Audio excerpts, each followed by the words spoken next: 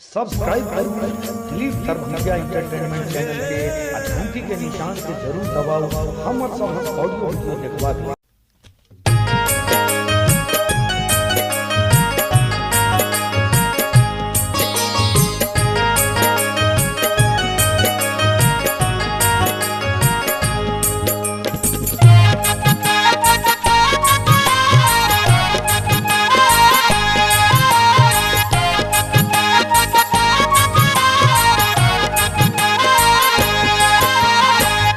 जिंदगी बनल वीरान है गे मैया गे कहिया देबे ध्यान। जिंदगी बनल वीरान है गे मैया गे कहिया देबे ध्यान।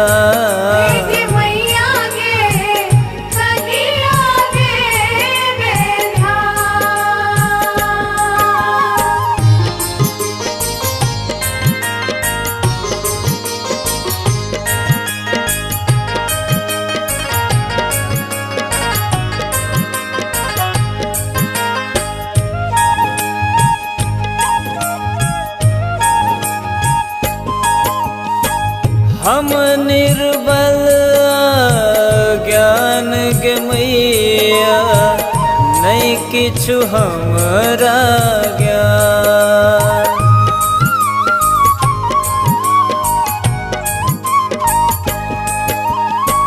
पूत कपूत हम तोरे छियो माँ नहीं बुझ हमरा।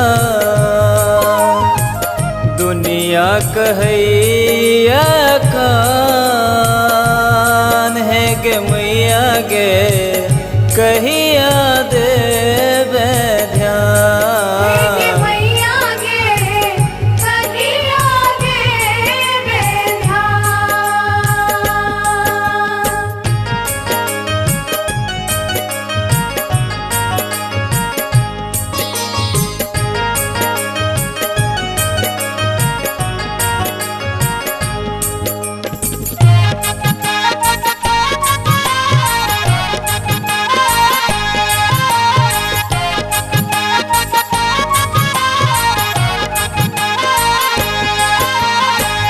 जिंदगी के नैया हमर डूब रहल छै नैया लगा दे बेरा पार।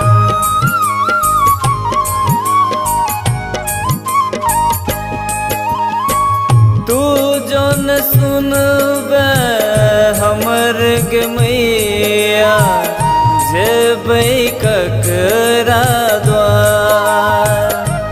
दीपक छो नादान है गे मैया गे कहिया देबे ध्यान।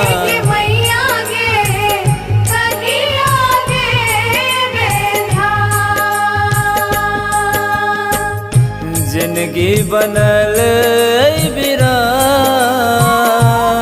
है गे मैया गे कहिया दे